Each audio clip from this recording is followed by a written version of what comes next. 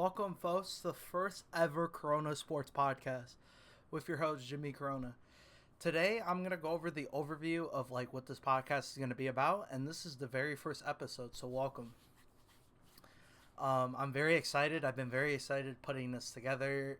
I tried to do a podcast a couple years ago. It's kind of not worked, but I think I kind of figured out a way now, and I'm really hoping I can keep this up. Kind of a thing that I'm going to do week by week during the season for college football is kind of do Tuesday. Tuesday's kind of the end of the week, and then Thursday's kind of the beginning of the week. So Thursday's kind of going to be what's my top 5 games through the weekend. So what ranked matchups do I think are going to be really good? What's even an unranked matchup that's going to be really potential to conference, who's going to win going to be in the conference championships and all that. So it's really important, important games. And then I think the top 3 shocks of the week is basically going to be what are my upsets? What are my teams that are going to be Toledo over Mississippi State? That type of thing. I think that's what my Thursdays are going to be. And then Tuesdays are going to be kind of recaps. Wednesdays are kind of going to be a filler episode. I think what I'm going to do is try to do Heisman Watch, my top 10 power ratings for the week. Things like that. And then what kind of news do we have in the sport of college football? I think overall that's kind of what the podcast is really going to be about. It's going to be college football. I might throw in a Super Bowl pick, or basically the NFL draft is going to be a topic later on in the off season, and then maybe throw in some basketball predictions or anything like that, and then do preseason breakdowns of schedule and stuff like that. But let's get right into it. First game of the weekend was the biggest game, the best game of the weekend, probably the best game in a very long time. I have a lot to talk about this. But let's get right into it. Georgia and Bama. This is by far the best game I think I've watched since Tennessee-Alabama in 2022. That game, if nobody remembers, I highly do. Tennessee and Bama were going strike for strike, and Tennessee gets a field goal right at the end of the game, kicks it right in, wins 52-49, and crowd goes ballistic because they just upset Bama and Nick Saban at the time, and it was really crazy. This game is about as close to that.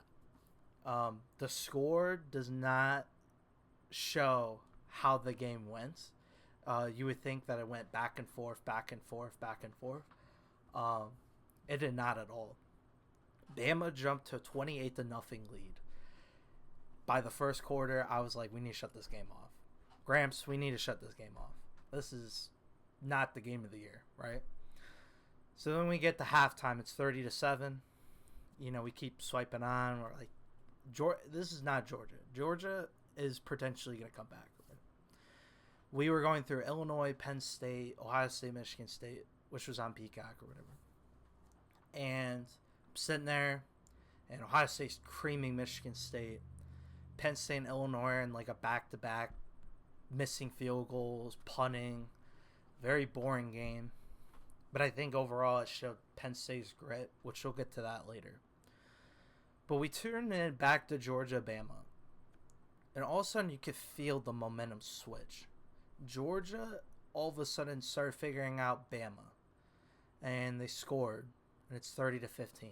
Bama finally gets something going. They get a field goal. Then Georgia scores again.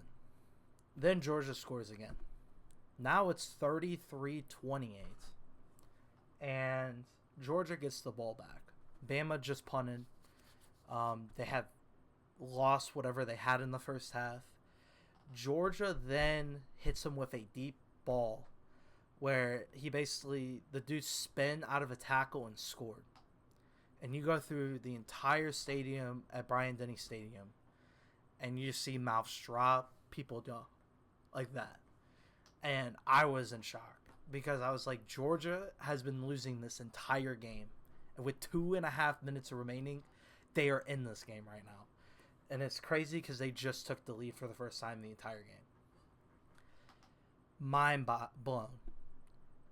The next segment, it's even more mind boggling. So, the callers of it, Kurt Hurst and Chris Fowler, summed it up what I was thinking. We need to get third down passing going. We need to, take time off the clock and just push the ball down the field. Bama said, nope, we're not doing that. Jalen Milroe just heaves it at Ryan Williams the first play of their next drive. Ryan Williams is a spectacular receiver, by the way. I have not seen anybody as good as that dude on his feet. He is remarkable with that footwork. He did a spin move, and then he stopped, had two Georgia defenders run into each other, and looked stupid as the dude is running down for a touchdown. I've not seen that. It was remarkable how good of a run. And I think it'll go down as one of the biggest long passes in Bama's history, which the biggest one actually was against Georgia, with their last Heisman Trophy winner, Devontae Smith, in the national championship game. Everybody knows it. It was like Tua came in, first throw, boom, Devontae Smith, they win the championship. That throw and catch was as up there with that. So he is remarkable. I would not even be surprised if he's like in the running of top receiver in the country. Another person that I'll get to later is Jeremiah Smith from Ohio State. He is remarkable. He had 3 one-handed catches against Michigan State, and 1 was in double coverage. That's all I got to tell you. But anyways, back to Ryan Williams. That was remarkable. It's 41-34, and I'm thinking Georgia has all this time. They're just going to drive it right down the field like they've been doing for this entire half. They drive all the way down, and Carson Beck throws the game-winning pick right in the end zone. Seconds, I think it was 39 seconds remaining in the game. Georgia had 2 timeouts. They weren't getting the ball back. End of the game. I was mind blown. I literally sat there on the couch with my grandpa and my girlfriend, just mouth dropped. It was spectacular. It's one of the best games I've watched.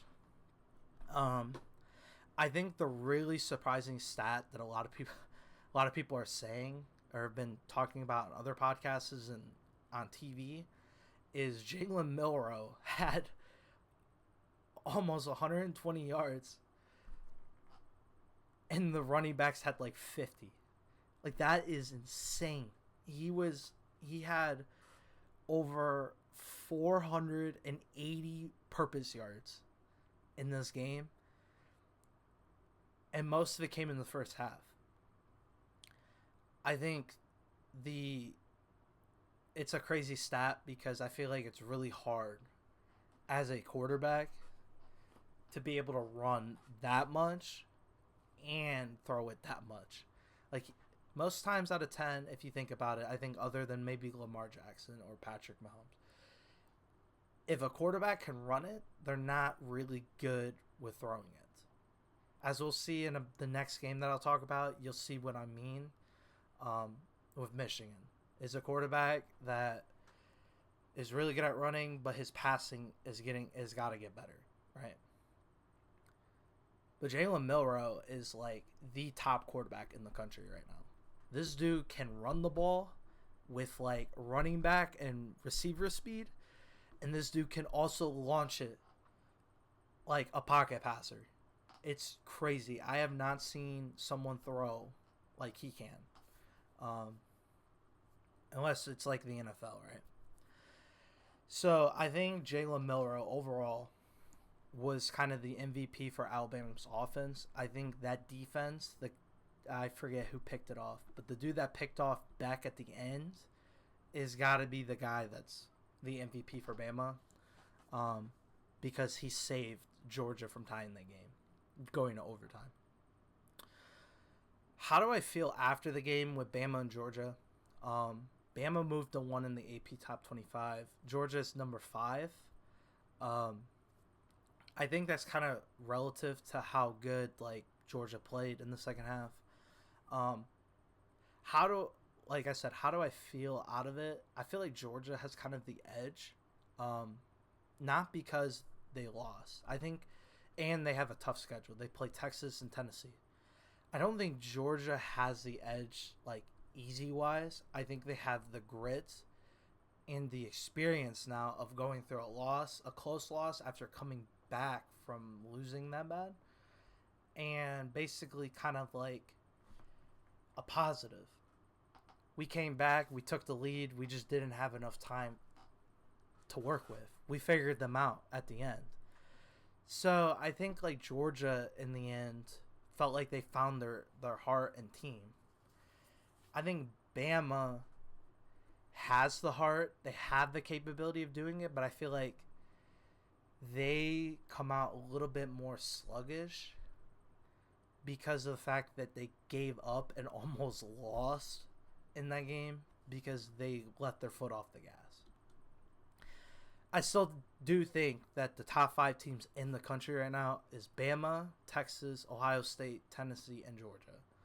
I really think so. Most people in the sport agree. But I think that like going forward, Bama has got to find a way to keep with the first half through four quarters, and I think Georgia needs to figure out kind of the same thing. How can we make adjustments from the first half, where if we're getting thrown like that, we're not giving up 30 points right away and we're down 7. How do we get out of like giving ourselves a hole like that and converting into like a comeback and a win later down the road when you're playing Texas, which Texas is a very similar team to Bama. They could really run the ball. They could throw the ball. That's kind of my takeaways from this game specifically. But we'll see in the future. I'll be talking about Georgia and Bama a few more times on here.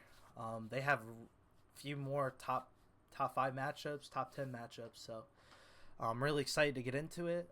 Georgia's got Texas, I think, in like 2 or 3 weeks. That'd be really exciting. Bama's got Tennessee in 3 weeks. I think they're both October 19th, which is going to be a really good weekend. October 12th is going to also be a really good weekend of football. But those are my takeaways for those 2 teams right now. Now we're going to get into my next game, which my next game is probably going to be a short brief about it, but it's kind of going to be like a takeaway for the future for both of these teams. On Saturday, noon kickoff, Fox, we had Michigan, Minnesota. Now you're saying 27-24, it looks like that the type of game that's like close, and looks like Michigan pulled it out. Michigan allowed a comeback, and I think a lot of people, what they're talking about is the onside kick portion of the game with the offsides. I think Minnesota was not offsides. There could have been illegal touching. There was potential for that. That could have been reviewed. But the refs made it that way, and you can't really change what the outcome of that game was. You can kind of argue about how the refs have not been really good this year, but you kind of got to live with the result, right? I think the biggest thing about Michigan that we got to keep watching is their one-dimensional rushing and passing attack. I think rushing is kind of like scaled a little bit. What Michigan's really good at is that they pound the football down your throat so much that eventually they're going to have that one run that goes for 55, 65 yards. For instance, last week they played against USC. USC held them in check for mostly, but Mullings from Michigan ran, I think there was like a 65-yard one, and then they had a 4th and goal that they scored last minute in the game. They also had a Donovan Edwards 55-yard touchdown earlier in the game. I think Michigan against teams that are not Oregon and Ohio State, I think they're going to be able to do that, and they're going to be able to win. In my opinion, I think they have the team to win. They found their offensive identity through Alex Orji.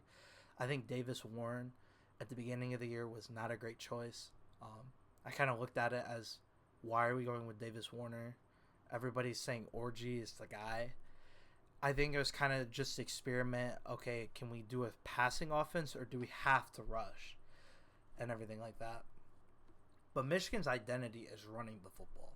That's how they've been. That's how they've won a championship last year. That's how they've been dominating Ohio State the last 3 years. They've been able to run the ball, keep the ball away from Ohio State, and be able to dominate in the trenches. This team has not been able to do that as much, but they've been getting better week by week. I think the most impressive stat is that they went from 30 yards passing last week to 80 yards passing. I think that's a big improvement, especially for Alex Orji. Alex Orji is one of those inconsistent throwers, but he's really good with his feet. He is one of the best rushing quarterbacks in the country. He's as quick as Jalen Milroe. I just think he doesn't have the experience like Milroe to be able to throw like Milroe. Alex Orji could develop into Jalen Milroe, but we will see as time goes on, right? I think it's kind of like my biggest takeaway. I think the defense is also improving, kind of. They have young DBs. They have really stout NFL players on that defensive line. Two of the best defensive tackles in the country. They have a really good corner. He's in competition with Travis Hunter. Travis Hunter is the best player in college football, in my opinion. I promise you don't play two positions on the offensive defense side of the ball and average about 180 snaps and not be considered a top 5 player in the country. Also, scoring and almost doing 100 yards receiving and then getting an interception on defense, most impressive. But that's besides the point. I really think Michigan has potential to go 9-3 this year. When they go and play Oregon, they play Oregon at the Big House, which is kind of an advantage for Michigan. And they have to travel to Ohio State, which is going to be epic. I'm going to that game. That will be a really good game. I'm really curious to see how this is going to go for both teams. I think Ohio State's kind of been good, but we don't know until they play someone, right? Which will show in the scoreboard later on in the show that I have for Michigan State and Ohio State. But I'm really excited to see how this team moves forward. Really see how they keep trying to find more of their identity. I think they have the identity of rushing. I think they're going to try to balance it though. My takeaways for Minnesota, been having a really tough season. They had the lead against North Carolina. North Carolina drives with their backup quarterback and wins the game. They've had games where they've had the lead. Last week against Iowa, and they blew the lead. They gave the Iowa running back 200 yards rushing. They've been having a really tough season. PJ Fleck is a really good coach. I think overall it's kind of a season to learn and to progress later on. And I think 0-2 in the Big Ten, you're really not going to get to the top. As I think today, there's 6 teams in the Big Ten that could go to the Big Ten championship. Any one of them can. That's not even including USC that already has a Big Ten loss. But there's a potential that you could see Ohio State, Oregon, Michigan. What was it? Rutgers is one that's really under the radar. Indiana is a really under radar team. And Penn State. Those 6 teams, I think, have the path. I think some have tougher than others. But I would not be shocked to see Rutgers in the Big Ten championship game. And not see Ohio State or Oregon. Because That's just how the Big Ten is with no divisions anymore. Proceeding on to one of the biggest shocks of the week that I'm really excited to talk about is this game. Ole Miss and Kentucky. This game, when I saw on ESPN, Kentucky beating Ole Miss, I really, really was shocked, but I kind of wasn't. Because Ole Miss played Furman and like all these weak opponents, right? And there's also another thing. I think there's a problem with scheduling. I did see that the SEC and the Big Ten are looking to partner like for future games, like crossover games, for non-conference. I think that would be a really good thing for both conferences because if you play, there's always the argument Big Ten versus SEC. Everybody from the South doesn't like the Big Ten. Big Ten does not like the South, right? So basically, I think like this is going to be really good for scheduling later on. But the problem is the AP poll sees that Ole Miss is 4-0. They have a lot of hype. So what do? Rank them 6, right? So they roll in to their home stadium, and Kentucky rolls in and destroys them. The time of possession card, 39-43 to 2017. That's crazy. Kentucky kind of reminds me of the Michigan's kind of pattern. They want to keep the ball away from Ole Miss. So they did a really good job. 2/3 of the game was in Kentucky's control. That's their game. If you get into that game with Kentucky like that, they are going to beat you. They've played South Carolina. They got blasted by South Carolina. South Carolina is a very physical team. I think they're one of the underrated SEC teams this year, physicality-wise and overall, like, how everything's going and stuff. So I think, like, Kentucky played them, and then they also played Georgia, and they almost beat Georgia. Georgia should have 2 losses. Kentucky dominated most of that game, and Georgia found a way to pull out of it, right? So I'm not shocked by Kentucky winning. I'm just shocked that people are really shocked that Ole Miss lost this. Like I said, Kentucky controlled most of the game, so it didn't really shock me that much. Ole Miss was kind of just overrated. I think Ole Miss and Missouri are the 2 most overrated teams in America right now. Missouri should not be in the top 10. Their schedule is going to inflate them to be like a top 10 team the rest of the season. I think the only team they play in the SEC is Bama. And if they lose that game, they're a 1-loss SEC team, right? They'll get an at-large bid. There's a potential or a scene where Missouri's in the championship game for the SEC championship, which is even mind-boggling. Besides the point, I think kind of like Ole Miss number 6 was kind of like, I didn't think they were the number 6 team, best team in the country. I think you put Miami, Oregon, which honestly, Miami before Friday, I would have put at like number 6, but that's besides the point.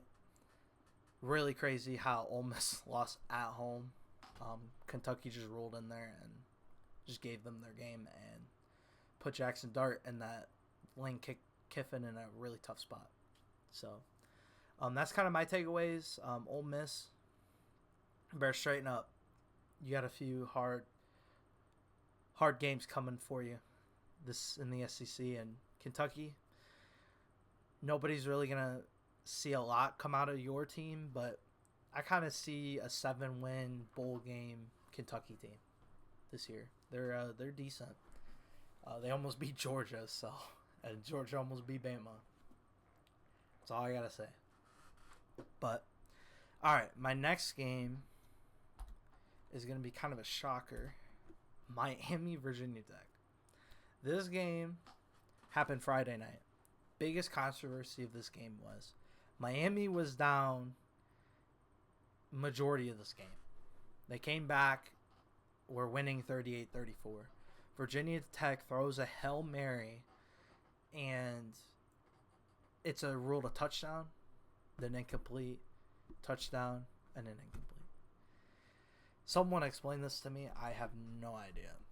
I watched many times this replay, and they spent like a half an hour on it. Here's my thing. Virginia Tech had the ball. The guy from Miami was already out of bounds. I think because Virginia Tech loses the ball just a touch, the ref thought, oh, well, let's confirm it that it's this. But there was not enough evidence in that game to say that Virginia Tech was... They basically got robbed out of the victory against Miami. Miami is one of those teams that I always say at the beginning of the year. They always do really good, and then you'll see them on a random Saturday where they should be winning the game. They just lose. For instance, last year, Georgia Tech.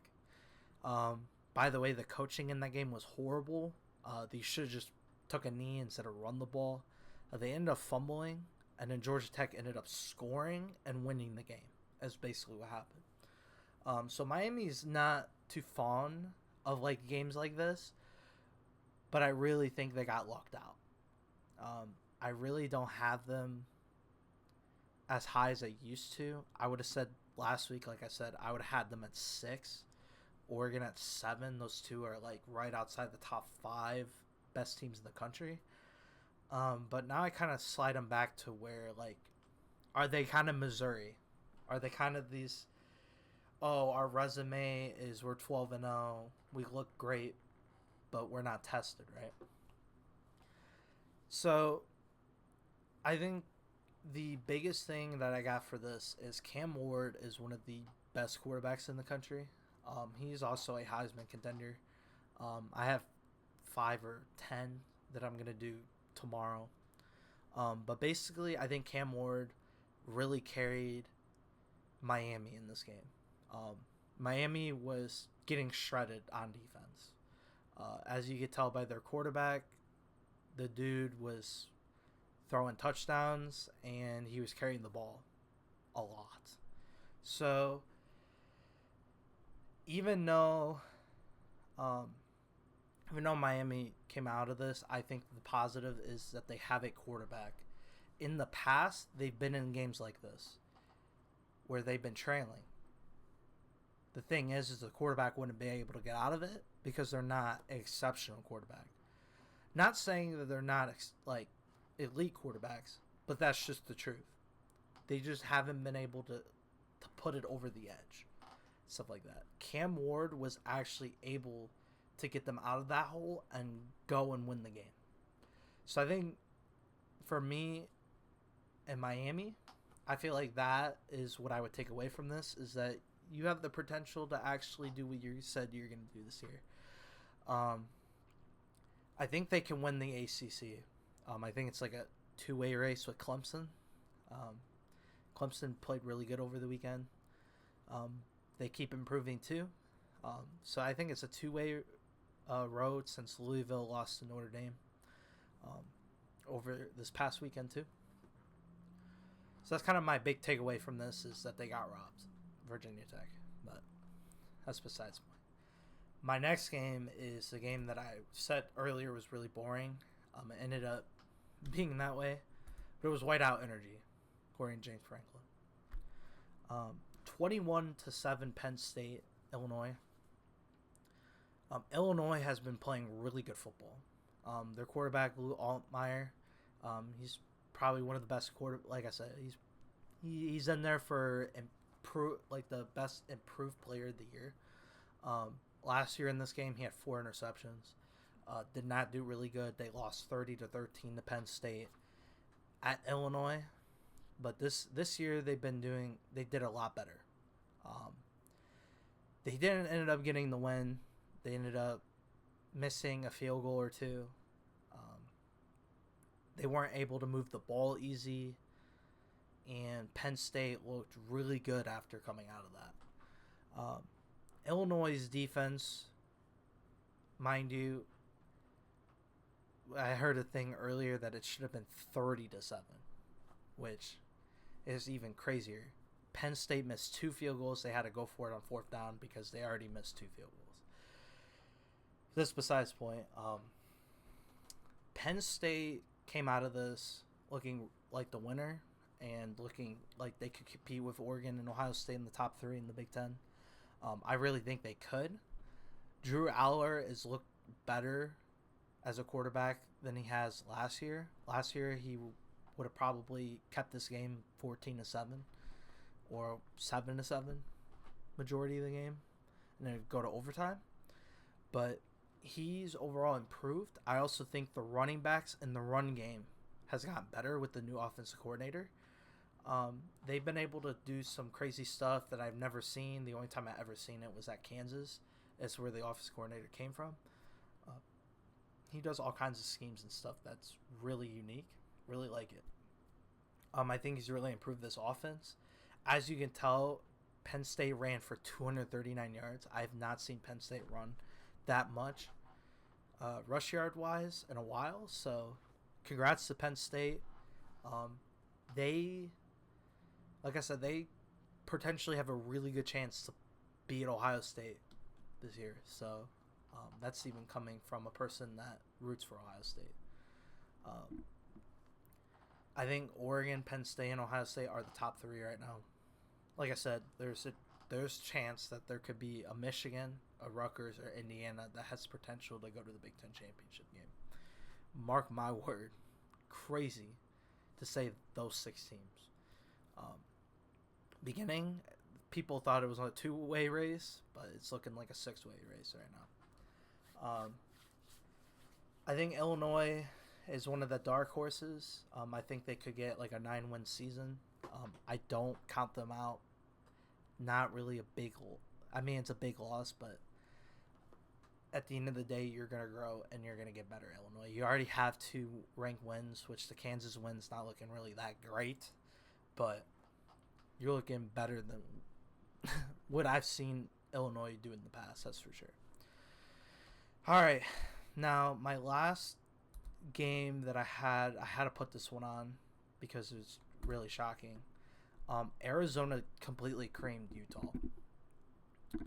Now you go back about, I think it was 2 weeks ago. It may have been 2 weeks ago. Arizona is playing Kansas State.